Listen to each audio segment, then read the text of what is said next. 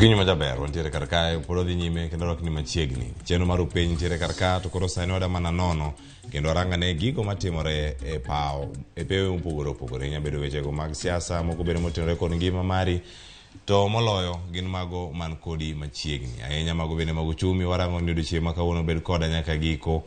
Anan Cleophas Luoch, jakisumo kanya kwar ma okeu nyaka chisangu. Koro wachako Twak, okinyi ma kawuono ikonwa ni kama intie kanyi chiwe yo machalo nade. SMS line oyawe na 3 nono wantiere live e Facebook mara Ramogi TV, wantiere live e Citizen Digital. Tudri kodwa kanyo kwa koro wachako Twak sani ma Chal mar Piny Kenya, chenro en mar rupeny. Wantiere kodi kachiel mondo mi ikonwa ni en mbaka mawada go odiochieng' ma kawuono chiegni kodi e yo mane gima koro bendo dalosi odiochieng' ni ma kawuono. Antiere kae kod wenda ma bendo darango kani adieri chenro ma kawuono obiro kuomi kata kama intiere kanyo ineno ka intiere counties mopogore opogore arwakni machiegni bed kodo nyaka giko. Okinyi ma kawuono ni mor mara ni panel maduong' ahinya. Wacho ni kawuono antie ka kod nyionagi ariyo ma wigi bende ler kendo wuodlu achiel bende montiere go ka okil Kamaloka. Koro sani antiere kae kod welo nyakora Ramogi Jwang, antie kacha kod Masi Nyabwala go nero kamano kuom biro e studio okinyi ma kawuono. Masi Nyabwala en jalonyo wechego mag telo bende mag siasa, ten bende oja siasa, oda konwa ne pau siasa katero nene e yo machalo nade machiegni Masi. Kama chelo antiere kae kod Brian Onyango okil Kamaloka ma bende wuodlu dano weche mag siasa odiochieng' ma kawuono. Brian machiegni. Erokamano Cleophas. Kama chelo bende wantiere kod Daktari Nancy Omolo, jalonyo weche mag telo kod siasa gi dongruok.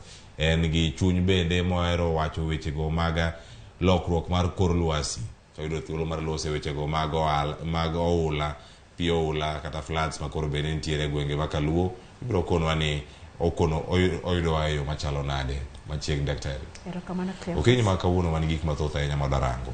Nyakwara Ramogi Jwang nigi geno ni gigo moda mulo kawuono wanyalo miyo gi sigana ma ginyalo winjo kendo kaka wanyalo go mbaka gigi machiegni kodwa. Terango wanyalo wache wigi. Nitiere paro mar chik mago omenda manyaka sana neno ni jomoko nyalo wacho no ber, jomoko nyalo wacho ni nigi paro mopogore opogore. Nitiere paro mano mar golo iwacho ni golo osuru ma osebed kata keto wi gas maromo kata atamalo 8. En ber machalo nade? Atamalo 3 monego bed ng'ado jotije sirkal mondo mi okonye gedo mag udi manengo gi oyweyo kata affordable housing. En paro mane ma untiere godo e kinwa moko mantiere wadhi chaka e gwenge mashaka olo warangi ni kakoro we jadolo kata jayalo Ezekiel Odero tiende nango ne nonro mapod dhi nyime e kaunti ma Kilifi. Nyakwara Ramogi Jwang tie sigana mane oiknwa ka kod nyawadwa Edwin Okoth. Sigana mar Edwin Okoth oloso ni Nyakwara Ramogi Jwang en ma chiegni kodi kendo ma en gino ma nyawacho ni weche gi mag uchumi. Ka winjo kanyo ni jogo masani e piny Kenya kama yudo siling 1,500 kadhi malo kaka osara. Atamalo maromo nade madhi bedo kata king'ado gi osuru ma ijuogo ng'ato ka ng'ato ma bende ntiere kanyo e kidieny. Iwacho ni mondiki mana atamalo 35 tiende nango kachiel kod weche mamoko mag uchumi. Owinjo ne sigana ne mar Edwin Okoth. Paro mar chik ma oting'o kenge mag choko osuru koro chomo od bura kama piny owacho geto mwandu mopogore opogore kaachiel kod osara ka medruok mag osuru ochomo ganda tir. Jotije mag piny owacho ma yudo omenda mambalang' ka gidhi e wuodhe mag tich koro biro chuno mondo ochul osuru e wi omendago kaluwore kod chenro mar piny owacho. Osuru mar atamalo 30 bende ochomo jogo ma yuto e yor lando mwandu mag kembe e yor mbui kaka Facebook kod Instagram kaachiel kod omenda ma giyudo ka gimoro oganda e mbui. Chenro mar walo atamalo 3 mag osara mondo otigo e gero ute ma nengogi ni piny bende koro idhi ket e chik. Jogo ma yudo osara ibiro war kuomgi atamalo 3 mag osara ma giyudo dwe ka dwe kata bed ni ok gidonjo e chenro mag nyiewo udigo. Omenda ma ong'adgi biro loki aguchegi mag keno bang' rutaya ka okalo higni 7 kapod ok gidwar kata ok giromo nyiewo udigo. Ponono ni gibiro dwaro omendago bang' thuolo mar higni 7. Osuru mar atamalo 30 ritogi. Piny owacho bende omedo osuru mag jogo ma ichulo osara moingo 500,000 nyaka atamalo 35 kowuok atamalo 30 ma gigolo sani. Ok mana jogo ma yudo osara kende ma igeto kod osuru. Mwandu kaka simiti kaachiel kod simbe ong'we yamo mawuok e pinje maoko bende koro nyalo medne osuru ka paro mar chik nokalo e od bura. yier wich mabandia kata wig, kaachiel kod yier wang' mabandia kata eyelashes bende piny owacho dwaro chokoe, kama mwandugo nengogi biro medore kod 5%. Kembe mag fwambo bende koro ibiro dwar mondo omed osuru magichulo ewi lendo mag mwandu motudore kod goyo punda, kaachiel kod mago malando kuong' kod 15%. Paro mar chikno makoro chomo od bura bende ni kod fuong'ruok ma igeto ni nyalo neno e gas mar tedo kod mbolea, kama kembe maloso mwandugo inyalo golnegi oko osuru mar 16% kata VAT. Jogo madwaro golo paro ewi choko mar osuru to kod kaka bajet ma higa ni nyalo los makelo fuong'ruok ne oganda ni kod juma achiel mar ndiko ne migawo mar omenda mondo gichiw pachgi ka bajet ichano som tarik 8 dwe manyien. Edwin Okoth, Ramogi TV, Nairobi. Koro paro mar chik noting'o okenge mopogore opogore. Ywak ni paro mar chik mondo mi ochope od bura, mowuoge od bura modhi kanye, ywak bende nitie ni pacho oganda ni kanye duto. Brian Onyango, in kaka okil Kamaloka, achak kodi twak ma kama koro igeno dhi chopo nyaka od bura dwe manyien man tarik 8, bajet manyien nego bende lando. Thuolo mane mantiere mar medo gigi kata mar keto gi okenge makare, kae to bende kochopo od bura kacha, thuolo mane nitiere no nyalo kalo kata nyalo we kata ne duoke ne ng'ama nokelo paro makamano mondo mi orangi kendo. Erokamano Cleophas. Mokwongo kapok achako, daher mondo mi puoch gi pak kuom loch mane yudo nyoro e tiyo mitiyogo gi weche mag technology press. Waduoko ni puoch gi pak kendo we are proud of you. Kalure gi chike manie Kenya, article 209 gi 210 mar pen chike mag Kenya oyiene serikal mang'ongo miluongo ni national government kuom keto osuru monego bed ni ji golo, iluongo ni to impose the burden of tax. Kendo article 210 wacho ni onge tax manyalo biro e yo moro amora ka ok through bunge. Koro king'iyo the finance bill mar 2023 ma oseliekre ni osetere bunge, ibo fwenyo ni mokwongo gima nyaka ing'e maber ni otero atamalo mar osuru malo. Kendo king'iyo finance bill mar 2022 ibo fwenyo ni mar 2022 nomedo emomiyo ibo yudo ka ni uso puodho moro amora kata ka ni uso ot moro amora, chon nigolo gimiluongo ni capital gains tax mar 5%, to sani igolo 15%. Koro sani finance bill mar 2023 mokel e bunge sani dwani omed the burden of tax, matine ni omed osuru ma ji golo. To king'iyo pen chike mag Kenya, finance bill en kaka pen chike moro amora, matine ni kapok okadho kata kapok ochak ti kode gi treasury, nyaka gikadh through different stages. Mokwongo nyaka tere e bunge ma obed introduced, kendo kobed introduced jong'ad bura bogolo pachgi, kendo ka gigolo pachgi wa expect ni wabunge nyalo chiwo ywak ma jo Kenya yudo. To bang' kosetere bunge, pen chike mag Kenya dwani otere gimiluongo ni public participation. Kendo public participation itimo on different levels. Public participation itimo gi at the national level through stakeholder meetings, and also at the county level through gimilongo ni CIDP, sama county tero budget margi kata loso budget margi. Koro sani kaka nene jo Kenya nigi thuolo makare mar chiwo ywak gi. Inyalo chiwo ywak gi through petitions to parliament, kendo mano itero ga through the clerk of the National Assembly, kata through wabunge margi. Wabunge margi nikech bill ni ibo tere plenary, kendo gimora mora ma jo bunge owacho ema nyaka tigo. But king'iyo weche gi, kendo king'iyo source mar bill ni, ibo yudo ka bill ni owuok e treasury, kendo obedo introduced to parliament through the chairperson mar budget committee and the majority leader. Matine ni maen pen chike ma cabinet osekalo kendo osepuodho. Kendo king'iyo weche mag siasa, ibo fwenyo ni majority kata side manigi ji mang'eny ema ng'enyne yudo ga ka bokao thuolo kendo sani kaka nene ni from a legal point of view daer mondo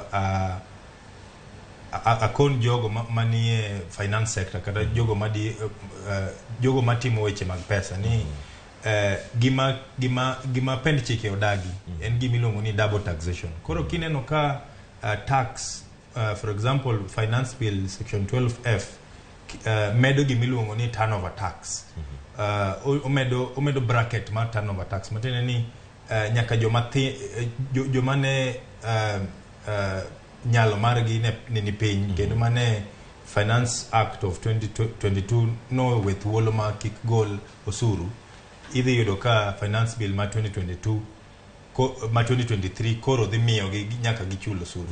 King'iyo turnover tax gi pay as you earn gi excess duty ma okel gi finance bill ma 2023 ni ibo fwenyo ni seche moko inyalo yudo ka double taxation moro dhi biro nikech excess duty obedo imposed a gigo ma are still subjected to income tax. Koro daher mondo kon jowinjo ane pod ginyalo chiwo ywak gi through wabunge gi kendo through forums ma bunge dhi keto kalure gi pen chike mag Kenya. Ang'o dogo mondo ang'i konwa bende ni thuolo mantie sani oromo nade kawuono wantie tarik 5 dwe mar 5 thuolo mar dwe achiel gigi duto nyalo timore yo makare ma ok nyal bed ni iroko gi mondo miyo kal gi akalane mar budget idhi som dwe manyien tarik 8 koso. Koro ang'i mako penjo kamano kang'o dogo iri mane bang'e chako sani Masi Nyabwala. Yes. Weche gin mag siasa. Iwacho ni giruto kata tem gi yor uchumi kata tem gi kanye. Nitie siasa mantiere iye kanyo. Ponono nitie siasa katoyo. Inyalo mana konowa. In kama ibete kaka ja siasa. Nyalo bedo ni nitiere political goodwill mora mora e gigi matimore kata mag bero chenro mag uchumi. Nikech wang'e maber ni kindegi nitiere osuru makore medo juog oganda. Atamalo 8 mane oketi gi telo mokalo ewi gas ni mar LPG mano mar tedo ni osegole sani koro kineno mano paro mar chik mondo miyo gole jor bura achiel mano kale ka thoth gi ntiere bura masani lokruok mar paro kama wuok kanye koso gi mana jok machalo ka ng'ama nigi remote kaka dewache kinde mokalo ni in kalma in nyon ma tiek ma magi dhi kalo nikech gin gi kwan mamalo od bura koso oyo inyane ne yo machalo nade kirango sigana no bende duto mane dwino kotho kelo na okiny makawuono. King'iyo bill mobedo proposed kaki wacho ni nitiere taxes mogol, osuru mogol, nitie momedi, nitie moloki. To chik wacho ni kaka wakili wacho ni gimoro amora matalo pend chike mag Kenya nyaka kale e yo makare. Mokwongo ikele to kaka mae nosebedo en wach manosewachi gi cabinet kata gi jo ministers kata cabinet secretaries to koro ikele e od bura mondo jo od bura ong'i ni chike magidwa kelo gi gin chike makare koso gin chike makanye. Aya kawo kaka koro wach gas bill mokalo kata chike mokalo kaka iwacho ni nyocha iketo tax mar atamalo 8 to sani koro igole. King'iyo bech ngima nekech gigie kibende kik wakete ni nitie siasa moro makoro ng'ato dwaro dhiro wechege mag siasa kata wechege mag telo mondo jopiny ohere, but wan kaka jo Kenya gi jo Kenya duto bech ngima ni malo to king'iyo sirikand ni gidwaro ni mondo giket gi gol taxes kata weche mag manyalo kelo weche bech ngima idho at the source. Wawach kaka koro wach fertilizer gi wach gas. Fertilizer nyocha beche ni malo. Tiyudo ka taxes manokete wach fertilizer miyo kata japur ok nyal nyiewo fertilizer. Koro king'iyo the supply chain mar chiemo to chiemo oganda duto madhi nyiewo chiemo e chiro idhi nyiewo alot idhi nyiewo nyanya tiyudo bech nyanya ni malo to in kaka ng'at manyiepo weni bech nyanya no med mane e chiro kae to nyanya no beche kaka jaus nyanya ing'iyo bech fertilizer maniketo jopur manchi indiko ineno pi manyocha itiyo godo e puodho nyaka koro chope chiro. Koro administration masani kata jok mantie telo sani apane gitemo ng'iyo gik ginyalo golo mondo giduok bech ngima piny. Gas sani gas itiyo godo nyaka utewa mantie nyaka jodala. Iyudo ng'at mantie dala nitie gas ma kata tinde inyiewo gi token. Ka in gi silingi 200 moro tidhi ijazo ni gas mar pesa ni moro matin kanyo. Koro aparo ni kaka sirikal okelo duoko bech gas piny en gima ber, nikech iyudo ni ng'ato ok nyal kata onyalo nyiewo chiemo to kaka otede bende onge. Ochune ni odhi omany kata yien moro, to yien be tinde ji nyiewo tek mondo iyud ji mang'eny madhi moto. Koro aparo ni nitie kaka chikegi nitie gi bergi ma gibiro godo.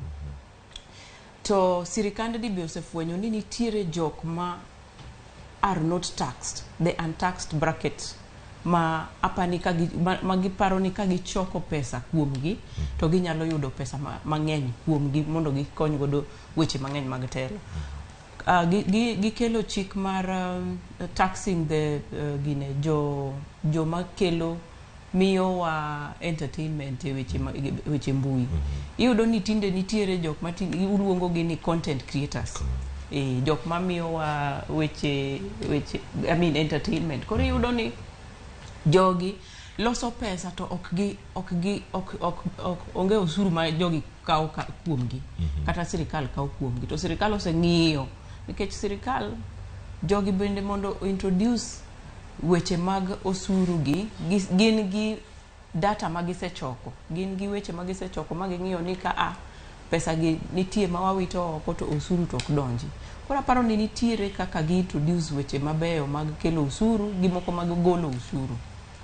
Mana gima nyalo wacho kanyo. Erokamano ahinya. Ng'eni kamano duogo mondo mi yang' ilere bende kapo nono iwacho ni jogi ma ponono bende usuru ni nyabedo ni ok chopnegi kata jogi ma ok chok usuru.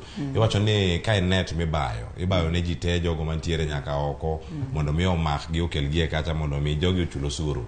To en ang'o momiyo jogo ma koro ichulo mamalo omed margi mondo mi o choko osuru mang'eny ka kuomgi. To kindego bende oganda jo Kenya onego bed ni yudo dongruok kaluwore kod usuru ma ichoko. Iwacho ni en gima chako sani koso dhi e kinde mabiro. Manang' losa twak mari e kinde ma ang' waluoro kendo ka waduogo. To sani akele twak bende Daktari Nancy Omolo.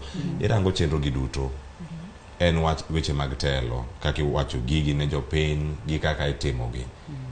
Ahinya kaluwore kod weche gi mag lokruok paro mar chik makoro bende nitie mano finance bill 2023. Gini ma in bede isewinjo kendo koro isenene kako odhi. En paro mane minyalo bedo godo kotenore kod choko osuru ni ma sirikal mar Kenya Kwanza osebedo kamiyo pek ahinya. Giwacho ni osuru ni ema nyalo konyo oganda. Ka ochoke maber inyalo ti kode yore mopogore opogore kata ka gope kapod imedo mana machiegni. Erokamano Cleophas. Wasebedo gi twak mar government ng'ado taxes giendi. To king'iyo pinje mang'eny machalo kaka Scandinavian countries, machalo kaka Finland, Denmark, gichoko usuru mang'eny. To gima kwane Kenya ka ni wachoko usuru to kwane ka gik moko kata ngima bedo maber. Nikech kapo ni sirikal dwa choko usuru to nego bed ni ng'ata machulo usuru kodhi thieth e hostel onego bed ni yedhe ntiere and facility makata ng'ata nyalo bedo comfortable mondo dhi public gine thieth mar public government. Mar ariyo onego bed ni school ni wan gi kaka gik machalo public schools, school mar sirikal nyalo bedo ni ng'ata kata tiyo mana malo kata chamo mana pesa mokalo 500 nyaka bed ni kata mana school mabuti mar sirikal inyalo kawo itere nyathi. To sani neno ka koro ji oringo kata mana public schools goendo. Koro onego bed ni kata ka ochoko usuru wach moko wacho mar corruption onego wach ni weche moko mek corruption pesa mikwalogi nikech ichoko usuru no sani. Koro nyalo paro ni sani wuok idhi tich iyudo 500. Kiyudo 500 kogoi taxes michul NIF uchalo ni upogo pesa no gi sirikal. Chal ni koro pesa mokalo 200,000 imiyo sirikal. To kisemiyo sirikal tiyaw gazeti somo tiyudo ni ng'ato nokwalo 2 billion, ng'ato kwalo pesa machielo. Koro ka ji ong'iyo gik ma gichulo go te tipenjo ni ipenjo ka ji ok mor ahinya. To kata kamano sani nengo gik moko tek kabisa. to gima ber ni kata wach gas no wanyalo duoko piny to kata giduoko piny sani nengo gas tek kabisa to gas no kwa duoko piny nikech Kenya ka sani ugine kwa ng'iyo kata mana forest wan gi less than 10%. Koro sama iketo gas malo to koro tinde ni koro ji dhi ng'ado yien mondo gited godo. Koro gas no en gima onego ng'i ahinya kendo iyudo ni kata ka budget pok obedo kapok okal gi kata mana parliament tiyudo ka nitie joma luongo ni lobby groups gidhi magi lobby magi wach ni wadwa ni mondo ing'i maber kabisa. To ka neno gini nomako dhoga nikech sani kata mana eyelashes make mon be jogi koro okete tax. Osa wataka yeruich mabandia kaka dwe makoth oluoge. Yo mago wigs bende koro koro mana wuoro ni to gidhie wach mine nango kasani kata mana wan mana gi churches gi pok awinjo ka government ka serikal onyiso ni mondo gichul taxes to gichoko pesa diwa.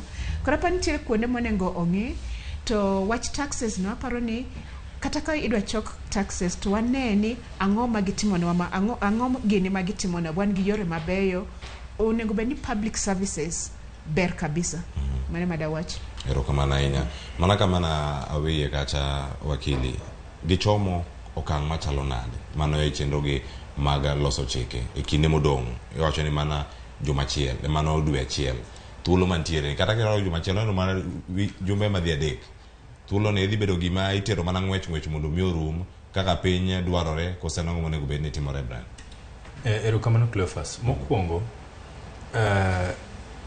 kaka naso wacho ni finance bill ni ochalo pend chike mora kaka act mora kata witchcraft act kaka no kele bunge matine ni onge thuolo mora ma finance bill ni omi moloyo pend chike moko matine ni pen chike gi kokel kata proposal gi kokel nyako kele bunge gima katiba wacho gi standing orders mag National Assembly en ni bill ni kosekele bunge nyaka obed introduced by the ngamilongo ni proposer maneno kanyalo bedo the chairman mar budget committee kata the majority leader bang mano nyaka jiwe matene it must be backed. Yes. Kosebedo backed mosebedo adopted the system gimabo timre en ni ibotere through gimilongo ni public participation.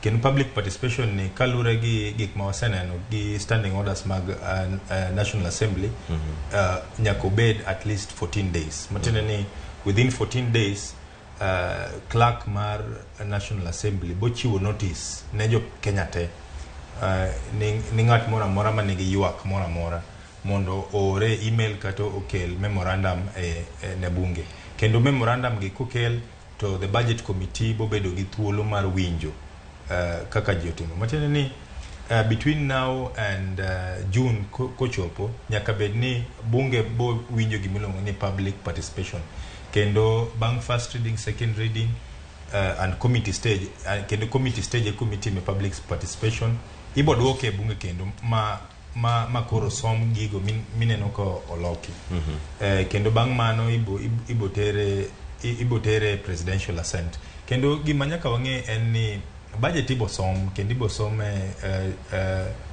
ilongo ni dwe mabiro next month kendo minister mar finance ko biro e bunge mosomo budget mano okoyango ni mane tax madhitiyo the budget reading process mitimo e bunge en mana proposal emomiyo ibo winjo ka minister mar finance wacho ni I propose to do this kendo gigo mowacho pod boduoge bunge kendo jo bunge bo ng'ado komoko kendo bo rito moko kinyalo paro maber en ni achiel kuom gigo mantie finance bill of 2023 ni moko kuom gine ni finance bill of 2022 ma ilongo ni an amendment to the Tax Procedures Act matinde ni KRA jugolo osuru ko okoni ni Cleophas onego bed ni chulo osuru mar 1,000 million aboro in gi thuolo mar ringo kendo chulo appeal tax appeals tribunal kendo finance bill mar 2022 ne wacho ni kichulo bura tax appeals tribunal onego bed ni ichulo atamalo 20% matene ni ka jugolo osuru okoni ni ichul $1,100,000 onego bed ni kawo $20,000 ikuongi keto joint account mari gi mar jugolo osuru to kendo kifwenyo ni finance act mar 2022 no ng'ado gini oko matene ni gini nokele bill to nong'ade oko. To finance bill mar 2023 ni ochako duoke kendo. Gima temo wacho en ni gigi inyalo gol, inyalo loki. Kendo gima daktari owacho ka ni excess duty obedo imposed eyelashes, fake beards, makeup, gik machalo kamano. Gigo ma medo bera kini serikal mawang'ni gig dosruok wacho ni koro bedo gin kata magi joma mine kende kata joma tiyo moko bedo waneno ka dosore ka gi kacha kanyo bedo osuru ochomogi to but gima daher mondo akon jonyisowa kalure gi pen chike iluongo ni excess duty. Duty king'iyo the purpose of excess duty is to discourage use of certain things. Emomiyo iyudoga ka luxury cars, kong'o, ndawa, gigo ma serikal dwani oduok piny tiyogo. Mateni ni it is a way of discouraging the use. So taxation kata osuru mokwongo en yo makare mar choko pesa mitiyogo e Kenya. Lakini gima nyaka jowinjo wang'e en ni osuru be en yo mar shape kaka society chala. Mateni ni ka serikal dwani oduok math mar kong'o piny to gimedo ne tax. That is the purpose of excess tax. But gimoro kendo ma daher mondo akonu en ni tax ni kodhi malo kaka daktari osewacho kodhi malo we expect ni tich modhi timo be ni malo nikech sani yudo ka tax to wachulo mang'eny to yore pod waonge go. Wawinjo kata nyoro waneno kata e county ma Turkana apaya osebedo kanyo kuom higni to gin gi sirkal mar county gin gi sirkal mamalo apaya no pok olos tena apaya matudo piny Kenya kod piny no ma Uganda. Mana e gima penjo moro maduong' nitiere Uganda ma koro ida med negi osuru monego bed ni ng'ado gini tang'eni ma uduto ang' yude thuolo mar duoko kapok ang' watieko chenro mar twak ni. Brian ka nitiere kanyo ng'ato mayudo omenda madhi kata siling 600,000 ing'adi kata tamalo 35 mano mar pei ka paro mar chik ne okalo mochak ng'adi to in ng'at achiel matiyo kod nyamburko kidhi kagi ka iyudo kanyo ka ok ditigi apaya to osuru mari ting'adi machalo kamano. Iyaro yore mag choko to gima osara ne timo kata osuru ne timo ok ine yo makare. Chandruok ni kanye e piny Kenya en yo mar keto gi e tim kosi choka to mena gi tiyo gi chenro mopogore. Mano adier kendo ibo fwenyo ni tax odhi malo koro gima we expect ni services bo onego the level of services mimiyo kaka those Scandinavian countries kaka daktari osewacho onego bed ni dhi malo but ka wang'iye in a holistic way onego wang'i kaka serikal masani ni mago gik mane giwacho ndalo mane gitimo campaign mokwongo ne giwacho ni sama gitimo campaign ni gidhi ng'iyo welfare mag jogo magolo mayudo pesa matin kendo kiwinjo speech mar ker mar Kenya William Ruto ibo fwenyo ni nowacho ni okonege momiyo en ochamo 1 million to chulo 1,700 to mama mboga ma an 5,000 chulo siling 500. Kendo policies mag serikal masani ni wan kaka jo Kenya nyaka wabed very careful on how we interrogate them. Momiyo nyaka kawuono we must call on every single Kenyan to come out and air their voices on different platforms mondo wachgi owinjre kendo finance bill mar 2023 ni kata bed ni ogolo taxes moko ne gas to onge tiende gol taxes mag gas ti imedo taxes mag pay as you earn kata imedo turnover tax kata imedo taxes on gigo mawatiyogo koro wachni nyaka wang'i but gima jo Kenya be nyaka ng'e ni under section 15 and section 16 of the Income Tax Act nitie gimiluongo ni tax relief matiende ni inyalo bedo ni ichulo tax kama lakini serikal oyie ni duoko tax michulo piny matiende ni for example ka in gi nyamburko kaki wacho ni ka in gi nyamburko mitiyogo e yor tich ka iyudo sales mag $1 million ok ibi chulo tax the 35% or 30% ni on pesa michoko ni oyieni duoko piny the taxable tax the taxable pay by kono jachoko osuru ni pesa machoko ni moko atiyo go fuel kendo moko atiyo go kama kendo moko asechulo kaka tax matiende ni inyalo yudo deduction. For example, kichulo excess tax gi VAT e weche moko inyalo timo gimiluongo ni tax deduction.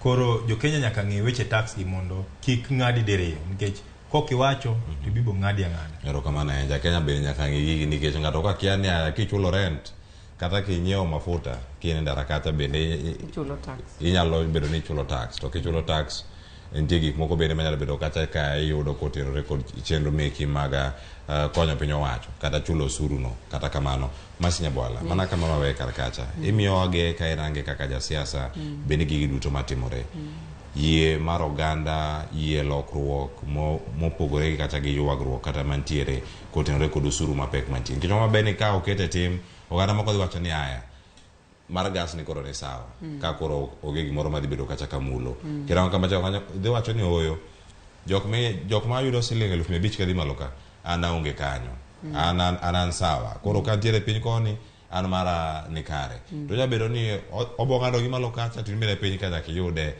pek manitiere ponono lokruok mar paro ni ne jopiny ne jotelo ting mane magintiere godo mondo mi sirkal bende oyude thuolo mar tiyo kelo lokruoge mopogore opogore mana agenda mar Kenya Kwanza kendo gitemo wacho kanyo ni olos thuolo mag tije choko osuru e yo makare mondo mi opoge e yo moro makare sectors mopogore opogore mag dongruok en ng'o nyalo wacho tudruok kind jopiny jotelo kaachiel koda lokruok mag chike ma bende sani kelo lokruok mag chike mikelo gi mag usuru onego bed ni bero ngima jo Kenya omiyo chike gi ok walok ni koro nitie ng'ato madwaro yudo godo pakruok but waloke kaka jotelo mantiere e sirikal onego bed ni ng'iyo chike gi ka ochope od bura to giwacho ni ma chik madhi konyo jo Kenya duto ok ni gidwaro kelo ni jatenda wacho ni wakal chike ni mondo water ne jo Kenya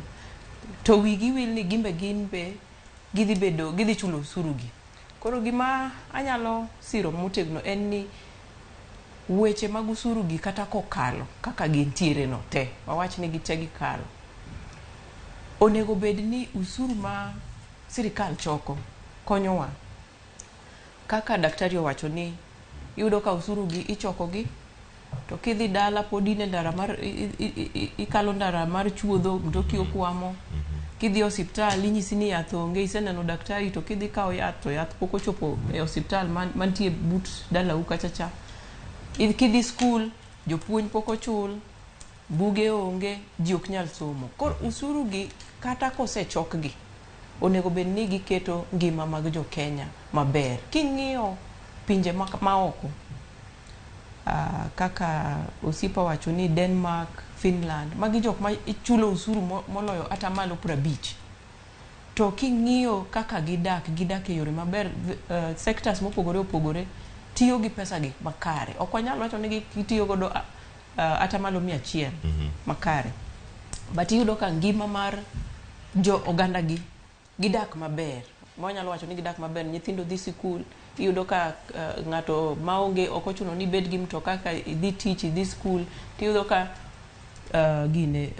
train kata gari ya moshi kalo dodi idho tichopo tich gi dakika 5 omiyo usuru nego bed ni bero ngima jo oganda ok ni ketho ngima wa nikech kosechoke kaka koro idwa choke ni to kendo angi chaki ni okwale nyiso ni kendo imbe chaki dhi igolo pesa ni matin manodongcha ichaki medo godo chulo gima nonego kichul kaka koro wawach kata school iyudo ni buge nonego bed ni sirikal osenyiew ne skunde chok gik machalo gik matindo gi but ichaki nyiso jonyuol ni nyiew ne nyithindo gi buk machalo kama nyeuru chok gi CBC modonjo manyien ni iyudo ka koro pek bedo maduong' kuom jonyuol weche kata mag thieth iyudo kidhi hospital iseneno daktari osenyisi tuo machandi to koro kidhi kamidwa nyiewe yath ma onego bed ni mi yath gi bei mogonyore tiyudo kendo ka yadhno onge koro chuni ni chaki dok e mfuku ni iwuok oko mar hospital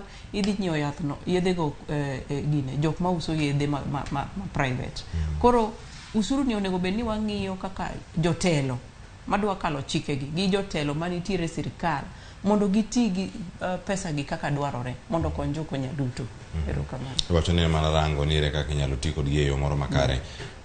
Masine bola nitie gimoro mane ang'eni Brano osemake jogi mayudo omenda mamalo ma koro bende ng'ado ni 500,000 ni nyalo wacho ang'o makoro. Gima anya wacho en ni aparo ni sirikal oseng'iyo nikech ng'e ni sirikal nigi data kata information mar ng'ato ka ng'ato machulo osuru. Koro kaka koro ondiki Royal Media ka sirikal ong'eyo pesa miyudo michulo pay as you earn kata kaka pesa based on pesa miyudo ma sirikal ng'adi. To ng'e ni sirikal be ng'ado ng'at institution kata ng'at mondiki kendo income tax. Koro sirikal nigi data ni kabisa. Koro ka gineno wach ni omi promotion to chako medi omenda moro kanyo e wiye. Koro iweyo jok manitie piny 500 idonje bracket mar jo 500. Mondo mi sirikal omed usuru gi gimbe gisefwenyo ni nitiere jok ma ginyalo yudo a tax base ma ginyalo yudo godo tax ma malo maber. Ang'e ni jok ma yudo pesa ni nyalo wacho ni ang'o miyo wane makoro gimedonwa pesa ni, but ng'e ni tax ok onego bed ni en punitive. Ok inyal keto ni ng'ama yudo siling 15,000 gi ng'ama yudo siling 500 chulo tax maromre in terms of pesa ma giyudo income. Ineno. Koro gigi gin gik ma sirikal oseneno ni nitie ka wanyalo yudo tax moko manyalo konyo jo Kenya nikech chalo kaka insurance uchulo premium. Nitie ng'at ma biro bedo matuo to nitie jok ma ok bedo matuo e higa ma ichule income no. Koro gini endi giketo pool ma konyo jo Kenya duto. Mane gima nyalo wacho ka. Erokamano ahinya. Mane paro bende ma dayudo kuom Dr. Nancy Omolo kapok adhi e twak machielo moda bedo godo ang'eni kasa bende ringo mapiyo ahinya. Ang'wane mana mwanyalo mako ya kama chini kod ogara. Ne wan gi list mabor ahinya. Kata kamano wacho ni samoro nya bedo overambitious. Haya, koro sani omenda maromo 500,000 ng'ato machule michulo mano kaka osara ata malo 35 nyabedo ni jogi ogi jok moko mang'eny to ginya bedo kata ka gin jok moko matin ngomo gina ma odhinegi to in pach nyabedo mani kotenore kod ng'eto makama. In fact nagomba ka gosiepa moro koro wagomba ka to Kenya ka king'iyo jok ma yudo pesa mokalo 500,000 per month ginyalo bedo adi ong'isa ni gin less than 10% gitin ne awacho nang'o mano tamalo 10 mara jo Kenya duto koso jo Kenya mondiki jo Kenya mondiki ji machamo pesa mokalo 500,000 ka dwe gin joma tin kabisa. Tibro yudo ni koro ero gimedo tax no to kata kane pok gimedo tax no endo jine jok ma yudo pesa no ne wacho already ni gima pesa ni mi igolo kuom gi ng'eny kabisa nikech kata ka government osekaw tax no tibro yudo ni company chak kaw kata pesa moro kendo moketo nie retirement benefit. Koro yudo ni iyudo kata 500 kata 600 yudo payslip ni en gi 300 kata 270. Kato gimoro machielo ni ugeno ni waonge social welfare. Koro kata kidhi dala to joseneno ka in gi mtoka jong'eyo ni in gi tich moro mabet joseneno Cleophas e TV kama ande. Koro kidhi to jok madwa ni kony gi chulo fees jok ma nigi problem mang'eny joma wuoni ni chung MCA binti koro wacho ni kane kake wasebedo gi covid wasebedo gi this gine issue mar Russia war and everything koro yudo ni kata mana family kane nitie ji ariyo maonge tich sani yudo kata ni koro ji 5 kata 6 koro yudo ni kata family ji ariyo kende matiyo koro government okocheko ni ng'ama yudo pesa ni already dependents ge osemedore. Koro king'iyo kako ket tax kato gimachielo kendo kata ka waweyo wach mar jok machamo 500 ge ka gichako go tax jok makoro go thum makete YouTube content creators tiyudo to government otimo ne jogi ang'o government en tich ne kawa data ang'o ma osebedo kokonyo godo jok mawer kata jok maketo content gi mondo mi income go increase. Chieng' machielo na winjo BBC World Service to gocho ni country mora Kenya en Korea koso South Korea ne gi realize ni GDP mar gi entertainment ema ne kelo GDP the second most gine piny no endo.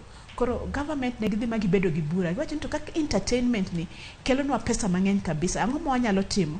Koro serikal nodhi mobedo mowacho ni koro gidwa invest kendo gidwa ni mondo gilos mondo jok matimo entertainment obed gi yo ma ginyalo timo godo gigo, giketo laws makoro miyo jogo nyalo timo gigo maber kabisa. Nikech sani kata kipenjo nyithindo matindo ni ang'o midwa timo, kipenjo ni idwa bedo doctor, onge ng'at ting'o badi.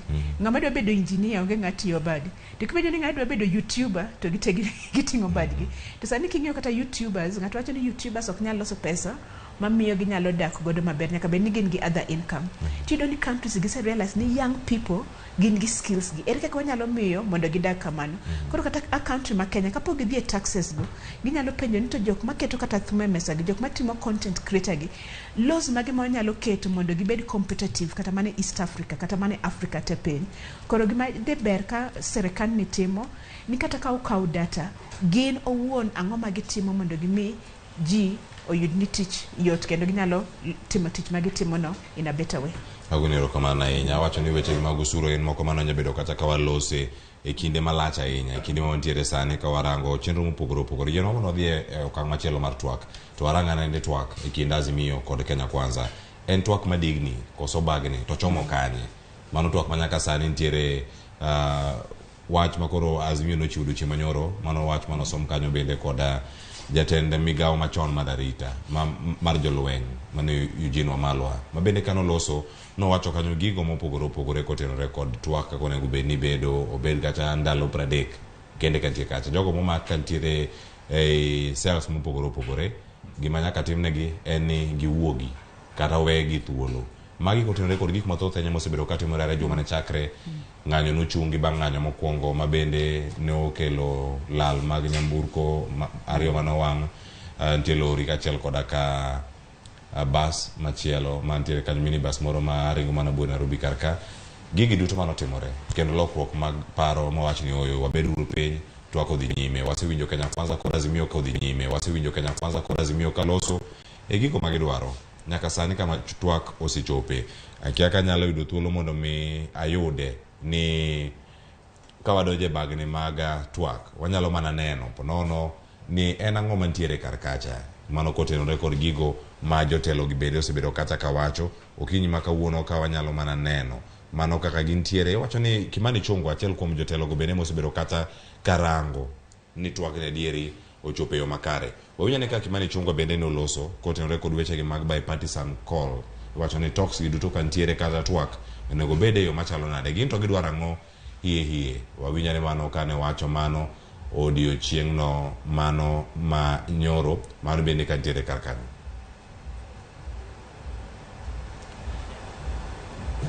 Mano Twak mar Kimani Chungwa kod jofwambo kane ntiere karkanyo ka koro sani bende wanyalo mana winjo mano kaka ne oloso kotenore kod Twak. Gin gimana magidwaro to giye madonje Twak ni nang'o. Wacho ni Adan Kenan cha bende osegol paro makamang'o akale ng'wech mondo orangane weche gi mag pio ula ma bende chocho chenro mopogore opogore e gwengewa makaluo. Sane mag siasa warangane mag Kenya Kwanza kod magi mag Azimio.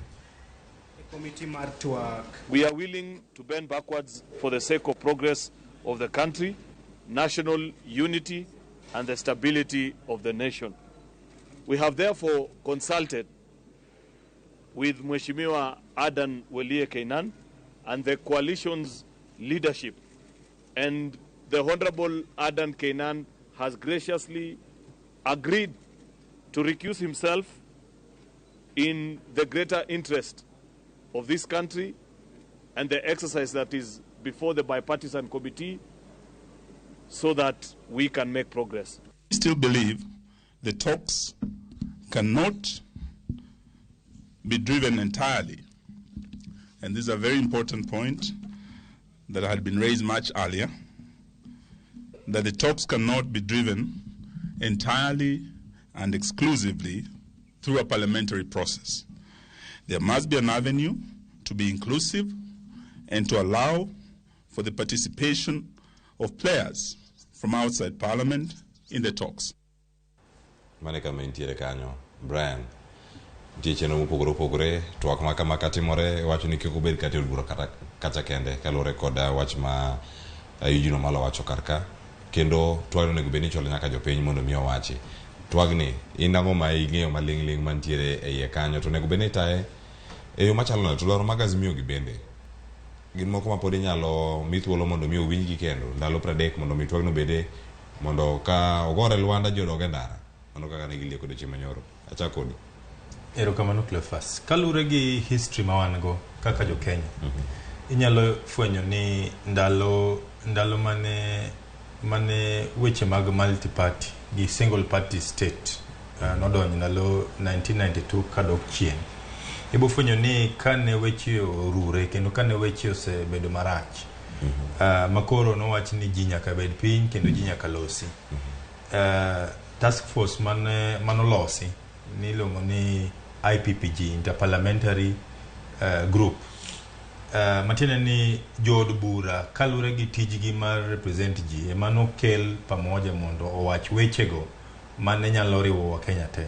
Lakini king'iyo constitution masani, pen chike masani ma wan go, en ni gimora mora ma inyo ng'ata e yo mora mora onego oyieni ichiu duondi. Matiende ni anything that affects you, you have a right to give an opinion to everything that affects you. Kendo king'iyo kaka article 10 okelo public participation kendo kata participation of the people, ibo fwenyo ni participation of the people okel nyadiriyo, either directly kata indirectly. Koro an kaka nene ni twak ma Azimio wacho ni wabunge gi bo wacho e bunge kendo bo wache e bipartisan committee ni okonego oket tenge paro mora mora manyalo biro e jogo maonge bunge. Matiende ni gima aneno ka Azimio temo wacho en ni wabunge nyalo wacho gigo ma bunge manyalo tieko.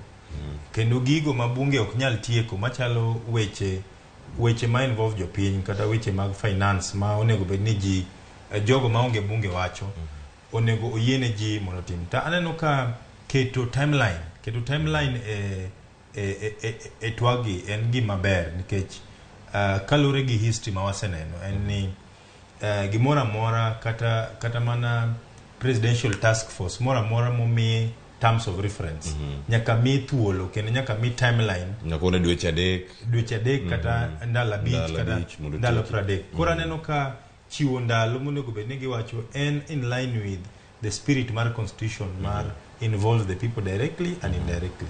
Koro ka gitimo mano taneno ka twagni nyalo miwa thuolo mondo waneni ang'o adier ma gini konyo wago. Erokamano ahinya. Makwaro ngi kanyo waduto Daktari Nancy Omolo kachel koda kama Sinyabwala waduogo bang' yueyo. Gino waduogo rango twak gima ne ntiere ewi jogo mane chano twak makama en ang'o nyaka sani bosechopo. Bende gino mane gidwaro pod gichung' motegno ni mane gima gidwaro. Wakaw yueyo masani.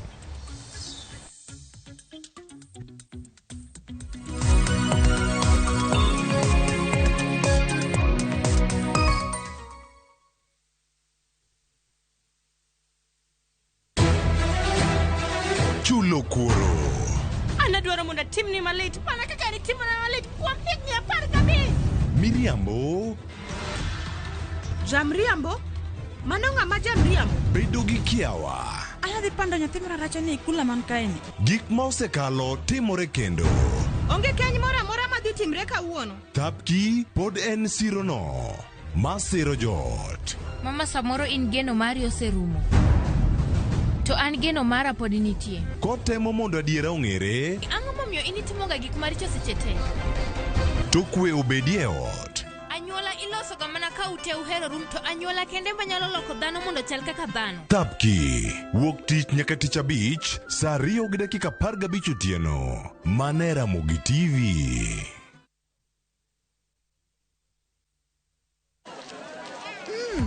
Colgate Herbal is formulated from a unique blend of natural herbs and is scientifically proven to strengthen teeth and keep gums healthy.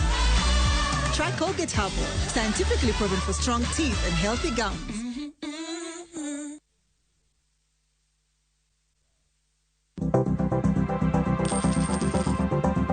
Mondo mi ikungo menda e yo mayot kendo e yo mowinjore, onego ibed kod paro mar kungo dwe ka dwe, juma ka juma, kata odiochieng' kodiochieng'.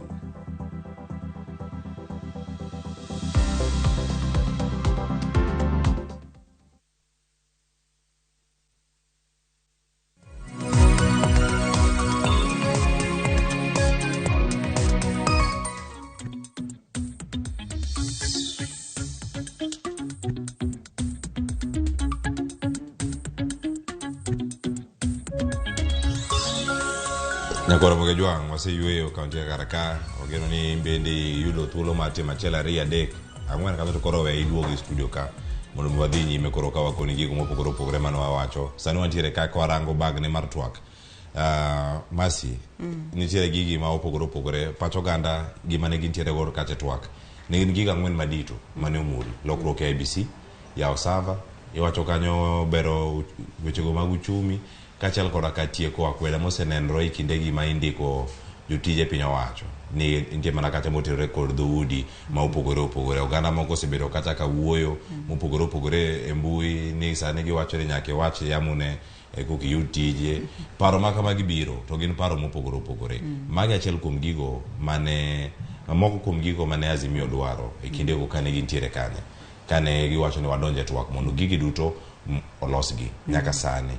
Bende paro ni Twak osebedi gik moko ang'wen gi duto koso gino dok mane gimoro achiel mar yawo sava gik modong' ne kanye bero uchumi gik makamago pod en lek mar Twak mar Azimio kod Kenya Kwanza koso gik moko nitie ma pod opande bo mesa girito mondo Twak ochakre.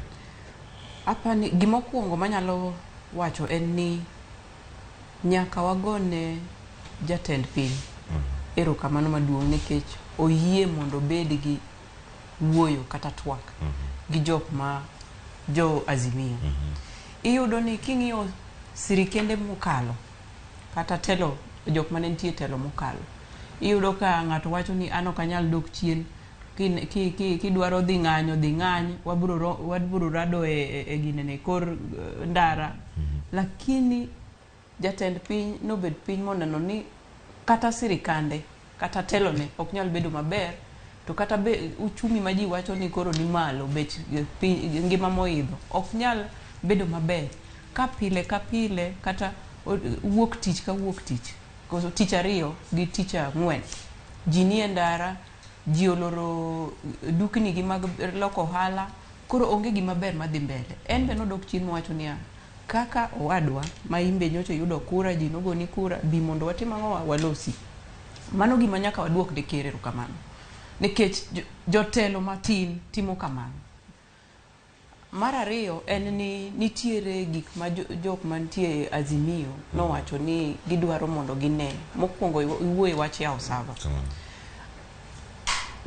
Duol mochung' ne yiero ma en IBC nyocha wacho ne olando ne jopiny ni sava ng'ato ka ng'ato ma e portal ma kidwaro ng'iyo results kata mar MCA ni manja madala uma ka nyakwar tidhi tidonjo kacha ting'iyo result ma ng'ato kama ng'ato manochope debe noyudo kaka jatendi ma MCA noyudo kura di president ni noyudo kura di jaod bura makari kanyo noyudo kura di. Koro mano lendo mane duond od bura mar yiero IBC noselando.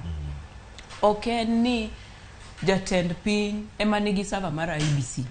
IBC en institution mochung' ne yiero matimo yiero kaka chike mag yiero dwaro. Koro wach sava apani en wach ma oseketa ayanga ne jokenya duto. Mar ariyo ne giwacho wach gine loko chike mag yiero to kanyo ema gima wach maduong' manyalo siro ni chike mag yiero onego loki. An kaka nachung' gi kom mar laro od bura mar Embakasi Central iyudo ni mokwongo kaka party nominations kata yiero jok madhi chung' gi ticket mar party e debe nitiere weche mang'eny madhi kacha chat. Iyudo ni ng'at achiel kata wuon party kata ng'ama ochung' ne kata party leader iyudo ni ema wacho ni an adwaro Cleophas nikech Cleophas notogolo $1,500,000 chieng' mane wadhi e rambe mar ng'ane to an adwaro ng'ane nikech en mar timo kama. Tiyudo ni ichuno oganda gi jotelo ma ok gidwa ichuno oganda gi jotelo ma ging'eyo timbe gi kata mag mibadhi. Iyudo ni nitie jotelo ma be osechung' ma gisenendo tendgi maricho. Tiyudo ni party wacho ni an adwaro ng'ane ineno.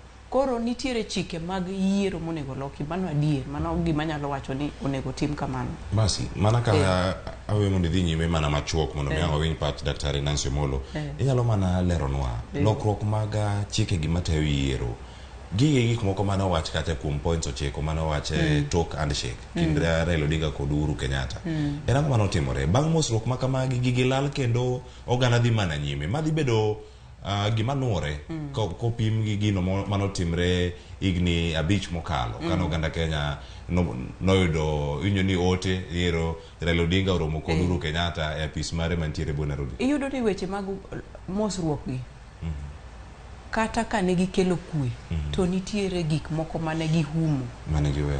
Koro yudo ni opposition kata joping sirikal bedo mayom bedo manyap. Koro kata ka weche dhi marach onge ng'ama wuoyo nikech koro wantiere sirikal wachamo lemb sirikal moro matin mowuok e mesa molwar piny be wayudo. Koro opposition onego bed ni gibedo ma otegno.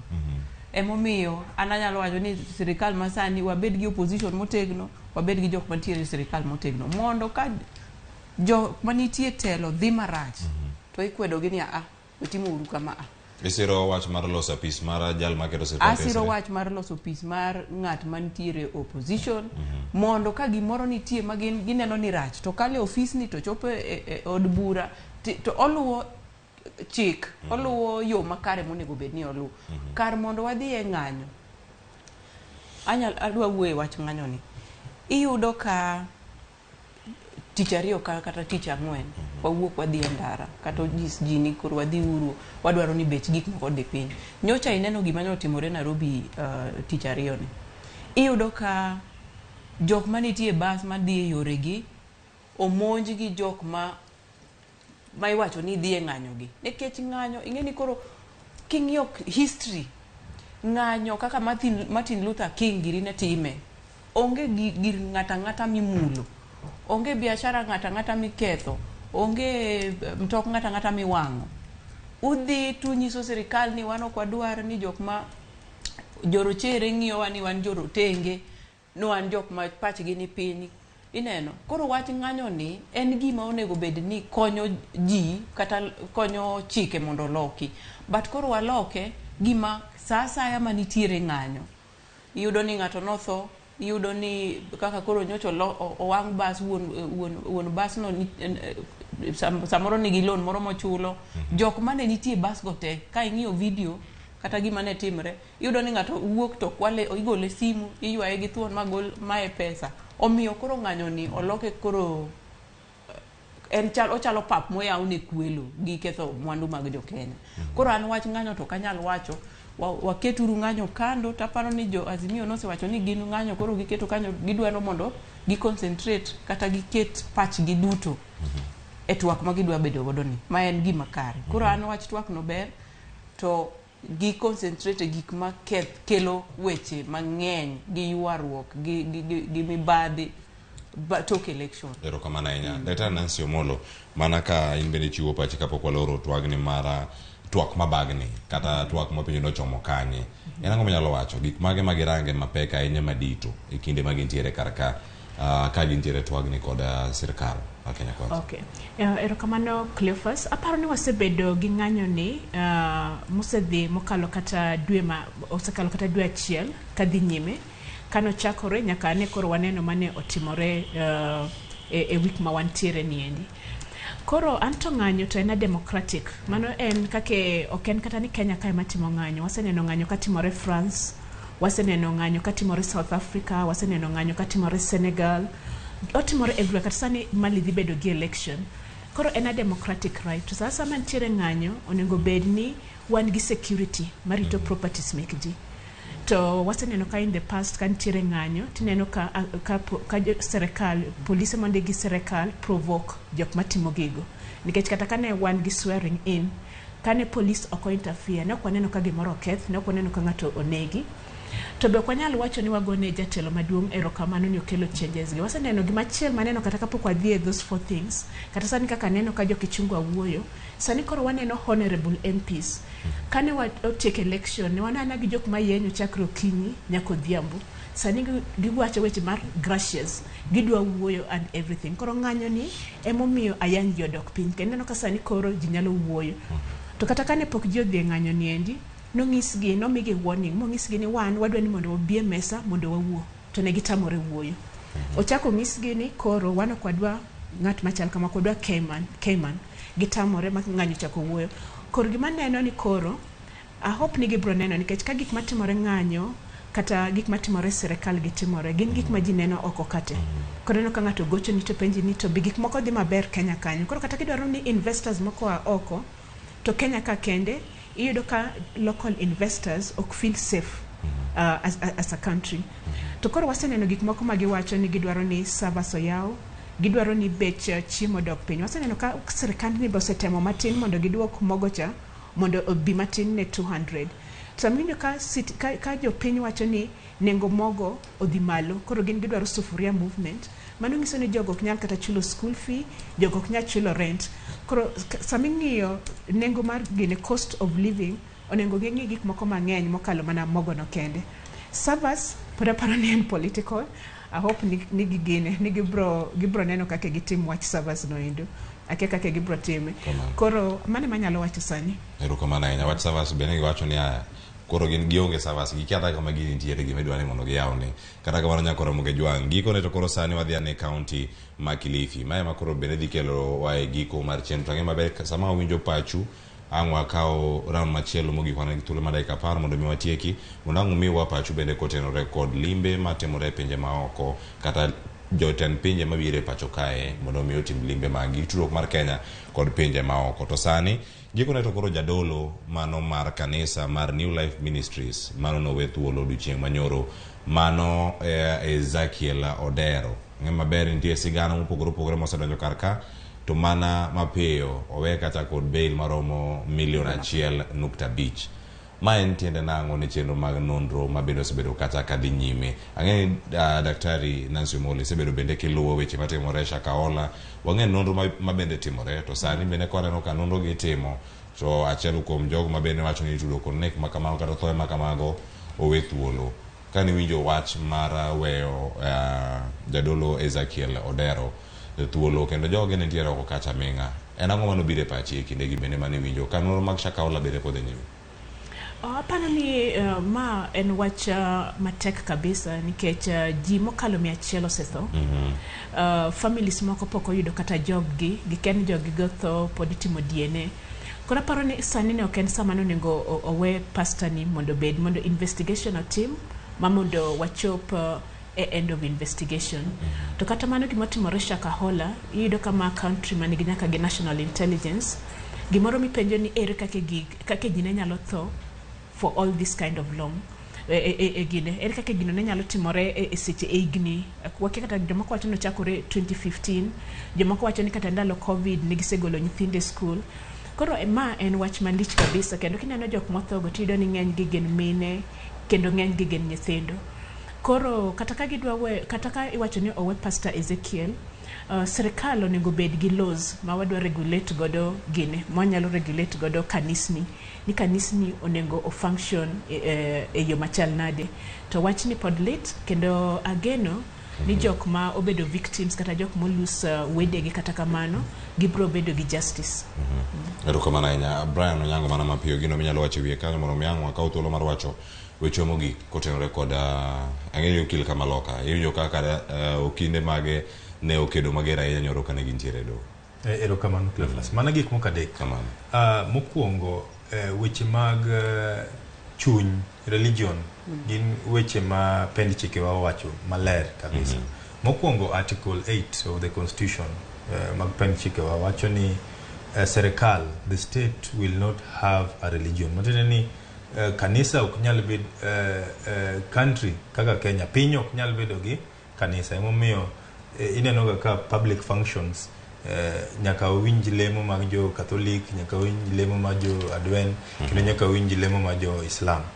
Mar ariyo article 32 of the constitution wacho ni ng'ata mani e Kenya ka oyiene the freedom of religion matene kendo freedom of religion oyiene puonjo teaching professing practice gi kata mana worshiping in itself kendo oyiene serikal penchike ma Kenya oyiene ng'ata kata observe a day of worship. Talking here article 32 wacho ni ng'ata ok onego ochun you should not force anyone mondo odonje din mora kata mondo tim gigo mag din. Koro gima nyaka wang'e ni weche mag chunygi gin weche ma pend chike wacho. To gimara adek madwa wacho kalure gi kaka daktari wacho, okapana yie kode kaka wacho na, lakini gima timre sani ni ng'ata ma ja Kenya kata ng'ata mo oter e court nigi ratiro mare mar prove innocence mare. Kendo sani sama wuoye ni gigo mowach kuom Pastor Mackenzie gi Pastor Ezekiel gin mana accusations, gin mana gik moliekne, kendo en gi ratiro mare mar miye opportunity mag mondo winj kaka wacho. Kendo king'iyo kaka criminal procedure wawacho en ni by the time miteri e court onego bed ni investigations osetim kendo evidence osekaw ma sa miteri e court keso chaka. To king'iyo mar Pastor Ezekiel gi Pastor Mackenzie ni jogi otero jogi e court to without investigation kendo koka giwacho ni miwa thuolo mondo wa investigate. Mane ni investigate ang'o tisekele e court.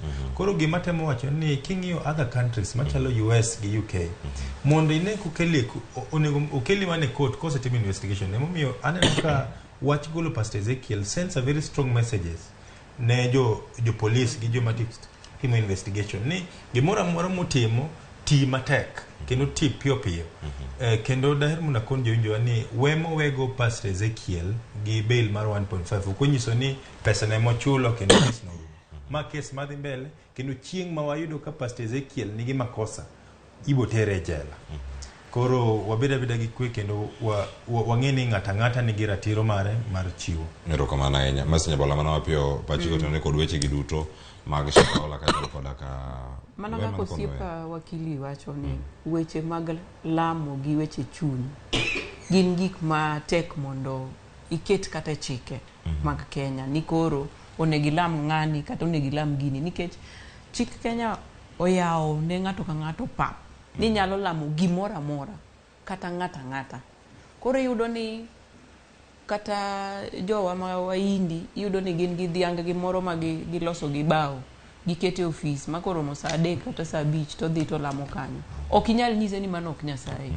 To an bende ok inyal biro ni nyisa ni kadhi lamo mar ma every Sunday ni mano ok alam ng'at mar adier. Ja Islam bet nigi Koran mare molamo. Koro weche gi ok inyal tek mondo ikete kaluwore gi chike ma wan go, tek mondo inyis ng'ato ni ilamo gima adier kata in ilamo gima ok en adier. King'iyo weche mag Ezekiel, gimomiyo awacho kata ni weche lamo gi weche chuny gin gik matek mondo iregulate. Iyudo ni ng'ani timo miracles. Iyudo ni ochango ng'ato, nobiro ka tuo to owuok kanyo kongima.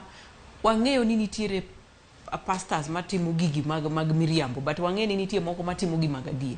Koro kinyiso pastor ni ng'ani ni ichange nade, to embe unyisi ni okia no lama Nyasaye to ng'ano chango.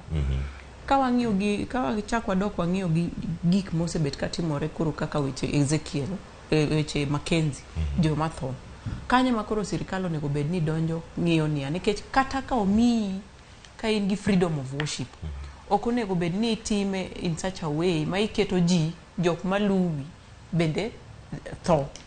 Koro kanyo ema paro ni sirikal, our justice system should take action. The criminal justice system ma Kenya onego bed ni ng'iyo ni kata waweyo ne jogi thuolo mag lamo, what confines magin godo mondo gilame gitime lembgi gi giketho gir ng'ato koso giketho property mar ng'ato kata koro tho wuoke ni, mano ok onego bed ni timore. Mano ng'at monego bed ni mako titere jela.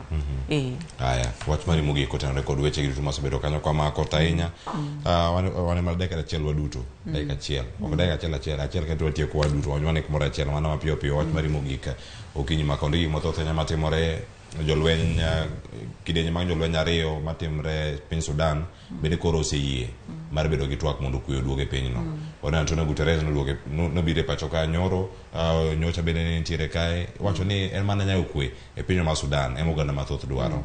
Kama ochomo kama chalo nade mane mubede wach moro mugi kwa duto kato kwa tieko ang'o beda gi yodera makare. Mas gima nyalo wacho ni ka wang'iyo Kenya en piny mangima ogeno kaluwore gi weche kwe mag Afrika ka, nikech wasetelo ne weche kwe mag Sudan, mag Congo, mag pinje mopogore opogore. Omiyo kineno jotelo gi kabiro ka gin gi yie ni Kenya pod nyalo timo gimoro maber magi kel kue e continent mar Africa. Japanese president nochopo ka mondo giwache weche moko mag dongruok mano prime minister. Mano prime minister minister to ng'eni prime minister ma Japan ni bende ene head of G7. Koro ma oro wach motegno ni Kenya en a very critical country kuom weche mag dongruok ne ma Africa gi kelo kue ma Africa kae. To ng'eyo ni Kenya ka be emo omako the main UN divisions mano UNEP gi UN Habitat nitie Kenya ka. Omiyo kata weche ng'anyo gi gik makethore e piny ka onego bedni waloso gi kaka wan jo Kenya wan mor godo weche go. Ero kamano nyamasi nyabwala. Brian ero kamano Cleophas gima daher mondo amed kanyiso jo winjo en ni gimoro amora mitimo Kenya ka nyaka walu pen chike kata onge ng'ama kalore gi pen chike onge ng'ama onego miwa permission mag maandamano. Debed ni okwadwa wach maandamano dok wakete article 37 matin ni gimoro amora ma watimo kata mana lamo kata mana weche mag KDF ngeni kawuono KDF they install the new chief of defense forces. Gimoro amora matimre Kenya ka nyaka walu pen chike taneno ka waluo pen chike motegno to as a country wabo build a very good social democracy. Koro walu mana pen chike to wabo bedo makare. Ero kamano nya Dr. Nancy Omolo wach mari mogik. Okay, ero kamano Cleophas and ago ero kamano ne nyikora Ramogi and kaka waloro waseneno ka gik moko timore mang'eny mokuongo goyo mos kabisa ne jok ma olus wede gin get nano ka ng'iyo jogo nano ka ng'eny gi a Western kendo a Nyanza kora keni gine wane mwalemo mang'eny kabisa. To apart from that one, again oni wabo bedo gi kwe kendo weche ma mek wuoyo gi be aneno ka dhi nyime. To mana kake jowa osewacho gi ni Kenya en a strategic place. Kake this week kake nwase bedo gi welo mo oa pinje mopogore opogore piny teng'iyo Kenya ni wadhi nade. Koro aduoko nuero kamano awacho ni udong gi kwe kendo wabu continue kwa wagoyo mbaka.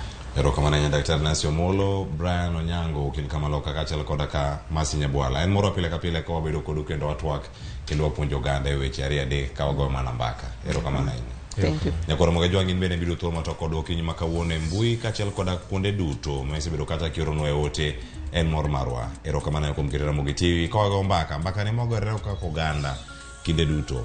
Nyinga Cleophas Luoja Kisumo Kanyakwara ma wuod Nyasango manukeu nyaka Sangorota.